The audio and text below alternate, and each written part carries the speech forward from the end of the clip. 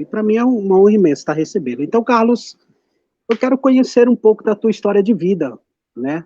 A sua formação, no sentido assim, hoje essa mente que você tem, né? Como foi que surgiu tudo isso, as suas inspirações? Fala para a gente um pouco aí da sua história, né? A sua base familiar, a sua base, né, de estrutura para esse homem brilhante hoje que a gente tem, tanto na nossa cidade como no estado do Pará. Muito obrigado aí pela oportunidade, né? Falar sobre mim mesmo, eu sou um pouco suspeito, né? E até mesmo eu sou muito... O cara ele usa de muita modéstia, né? Mas eu sou um cara simples, que vim do oeste do Pará, né? Da união aí de uma mineira e um paraense, né? A dona Edith e o senhor Constantino Garcia Dias. E morei por muito tempo. Eu nasci na região oeste do Pará, em Alenquer, né? Me criei ali naquela região, Santarém, e por influência dos meus parentes maternos, que a gente, assim, até então, aos 13, 14 anos de idade, eu não conhecia ninguém pessoalmente da minha família materna, com exceção de um tio, outro que, de repente, foi lá visitar a nossa cidade, né? Repentinamente, a gente não é muito criança, então, meu pai militar, assim que ele entrou na reserva, ele decidiu, então, que era uma coisa que era um combinado que ele tinha com a minha mãe, quando ele entrasse na reserva, porque ele, enquanto militar, se destacar, ele era destacado para vários municípios do Pará. Ele comandou destacamento em Alenquer, em Óbidos, e em outros municípios, né? E a gente sempre acompanhava, né? A gente ficava como um cigano ali, às vezes tendo que acompanhar todos os locais que ele era destacado. E ele tinha um combinado com a minha mãe que quando ele entrasse na reserva, ele iria morar mais próximo dos parentes dela, né? Porque ficavam muito distantes e quase não viam. Então, eu venho de uma família humilde, né? De uma inicialmente dona de casa e um militar.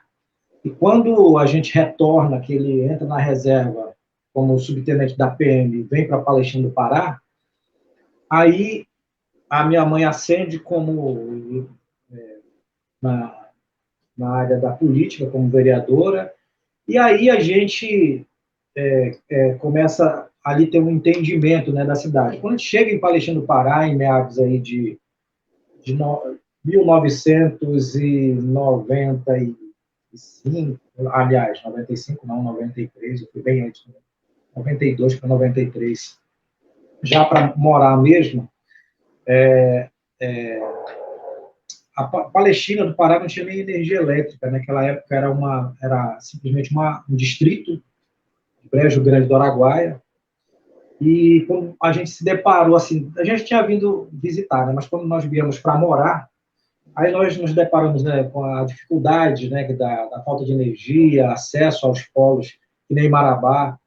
Quem morou em Palestina naquela época, antes do asfalto aí, que liga Palestina a Marabá, sabe o que era o sofrimento de sair de Palestina do Pará para Marabá, a estrada, né, por exemplo, que a gente tinha que enfrentar, né, com aqueles ônibus, eram horas e horas, né, para chegar em Marabá.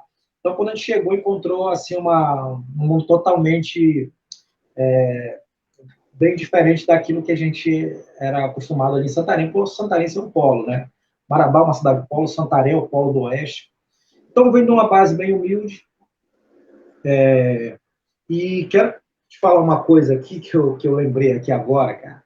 Sim, pode falar. Que é uma coisa assim que eu acho que poucos sabem, que assim que eu cheguei em Palestina, com meus 14, 15 anos, uma coisa...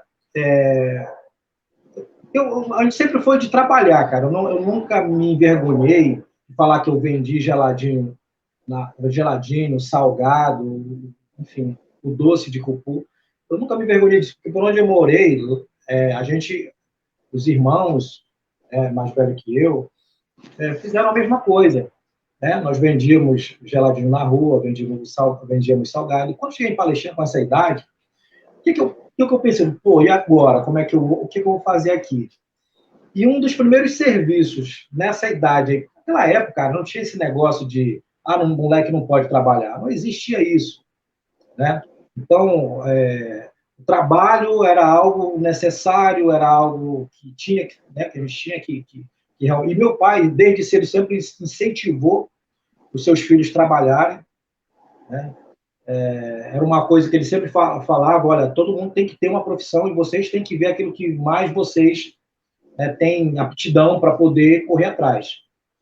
E, enquanto isso não acontecia, a gente ainda muito novo, cada um se virava como podia, como dava. Então, quando cheguei em Palestina, um dos serviços que eu fiz, e poucos se recordam aí, eu fui ajudante de pedreiro. Eu trabalhei com o Chico Labigó, que ainda reside em Palestina. Sim. E, na época, estava trabalhando o Chico Labigó com o seu Elidônio, que era um outro mestre de obra que tinha aí na Palestina, que, inclusive, eu tive o prazer de encontrá-lo aqui em Paraopebas, anos atrás, né, antes do falecimento dele, né? Então, os dois estavam trabalhando com, inclusive, lá na Viração, né? Então, eu trabalhei como ajudante de pedreiro, por quê? Porque eu queria o meu, né? Eu queria, enfim, da moleque, mas a questão do trabalho sempre foi algo ascendente. A gente tem que... Então, como a gente não vem... A gente vem de uma família humilde, né? A questão do trabalho sempre a gente buscou e o pai sempre incentivou isso. Então, pronto, eu continuei minha vida em Palestina, estudando, fiz o segundo grau, ingressei no concurso público na prefeitura aí de Palestina, passei no concurso público na época, eu não tinha ainda, porque eu não tinha idade, estava cursando ainda o nível médio, e aí fizemos, que era o que a gente se enquadrava melhor, que eu me enquadrava melhor, que era um concurso público para auxiliar administrativo, né? E aí eu comecei a trabalhar aí como auxiliar administrativo, cara, e logo eu tive oportunidades por ter, assim, um pouco de aptidão também, pelo trabalho, pela questão administrativa, aí fui estudando também. Naquela época era o curso de datilografia, que era algo que, inclusive, no concurso público era algo que mandava, além dos conhecimentos gerais, né? A parte prática era a datilografia na época, né? E quando eu entrei, quando eu fui empossado no meu cargo de concurso público, aí foi em 1995, era no tempo do Cruzeiro, né? E, inclusive, na minha carteira de trabalho tem lá 1 milhão, tanto está lá registrado, né, que não era o tempo Cruzeiros, né?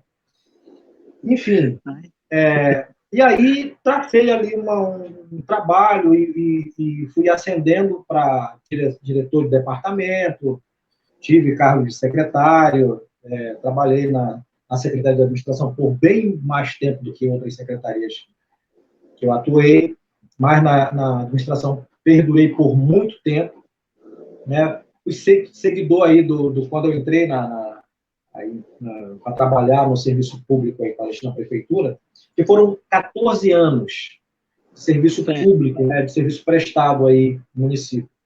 14 anos. Nesses 14 anos, eu saí do meu cargo de origem e trabalhei como diretor do departamento, depois tive a oportunidade para trabalhar como secretário de administração e trabalhei por muitos anos aí. Naquela época, o José Afonso, né, que hoje reside aí em Palestina, que era o secretário na época, trabalhei com ele, aprendi muita coisa com a turma que eu encontrei lá.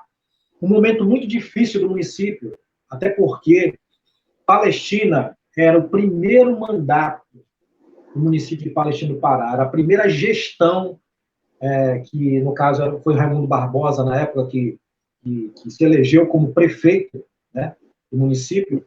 Então, foi na primeira gestão, eu fiz parte dessa primeira gestão. E ali já tinha uma equipe que vinha, né, claro, do município mãe, que era Brejo Grande, de onde foi emancipado. E tive o prazer de trabalhar com várias pessoas, como o José Afonso, né, que me ajudou muito, me ensinou muito nesse processo todo. Naquela época, a folha de pagamento era toda datilografada, umas máquinas de datilografar com aquele carro onde põe o papel enorme, carro enorme da máquina. E você introduzia ali... Tinha que ser tudo digitado consideravelmente, todo pagamento, não tinha moleza, não. Não, era feito um rascunho, que era todo calculado e feito a lápis, e depois era feito na datilografia, era colocada aquela folha imensa, que era dobrada, que ela não cabia toda ali no carro, da máquina de datilografar. Quem conhece máquina de datilografar sabe o que é o carro, né? Que é ali onde a gente introduz o papel, né? Certo. E aí, a gente datilografava toda a folha de pagamento do pessoal mês a mês. E isso em 3 vias. Introduzia ali o papel carbono, né? Era um processo que, nossa, mas era o que se tinha na época, né? Era o que se tinha de melhor na época. E era o processo, né? Era uma coisa admirável aquilo ali. Exatamente. E aí eu tive o prazer também de receber e ver a transformação exatamente desse ponto, de onde a gente deixa a máquina de datilografar e a gente começa a ser introduzido na prefeitura a questão da informatização, né? Que foi uma informatização ainda, né, entre aspas, porque a informatização mesmo não é você ter o computador e ali você ter alguns programas que você trabalha em off e conseguir produzir alguma coisa ali dentro do seu setor de trabalho, né? Porque a informatização mesmo, que é essa de você estar interligado com a internet, você estar on, você interagir com outros, isso sim é informatização. Então, na época, a gente falava informatização porque era a chegada do computador, né? Aquele processo todo de datilografar acabava ali, terminava ali. E aí a gente começava um novo momento com o computador e os caras vindo treinar a gente para poder mexer com o sistema, né? Operar o sistema de folha de pagamento, fazer os lançamentos, fazer todas as configurações das tabelas, das alíquotas de INSS, de FGTS, para poder fazer os cálculos automáticos, uma infinidade de coisas que é da área que é peculiar da administração, mais de RH. Então, assim, trabalhei muito tempo nisso aí, e, inclusive, o Claudenilson trabalhou comigo, foi um dos caras que, quando eu chego aí, fala assim, aprendi muito com você, cara. Então, assim, a gente fica...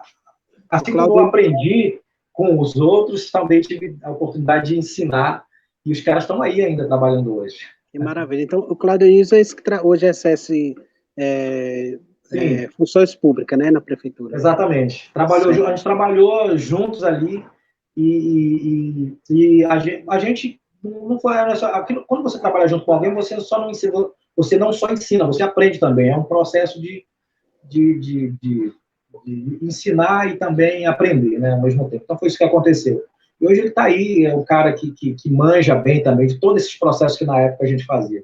Criei muitas coisas também, porque nisso você vai criando alguns processos que na época não se tinha, então você começa a elaborar ou a desenvolver algumas fórmulas para poder aquele processo se tornar mais fácil. E, é claro, como nessa área não pode ser, tem que ser exato, né, que você está mexendo com números, mas tudo, graças a Deus, na época, fluiu muito bem. Depois tive na Secretaria de Educação por 2 anos, tivemos projetos que eu até me orgulho de falar que, na época, quando eu era assessorado pela dona Nilma Bandeira, nós tivemos projetos que, na nossa região, só o município de Palestina conseguiu, que foi um projeto que eu me lembro na época, que foi para incentivo à educação infantil.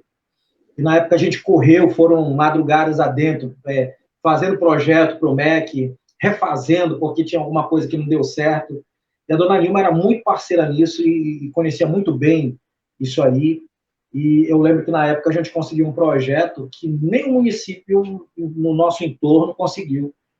E assim, me orgulho muito por isso, né? Por esses feitos. Né? É claro que em tudo que a gente faz, a gente tem algumas falhas, não deixa de ter, mas o que a gente sempre... isso é de quem faz. Quem faz, sempre vai acontecer uma coisa que, de repente, isso aqui surgiu uma falha, mas isso é de quem faz. Quem não faz nada, nunca vai, ou nunca tenta fazer nada, não vai ter crítica, não vai errar. Errar é de quem faz, é de quem busca fazer constantemente, incessantemente. Com certeza, com certeza.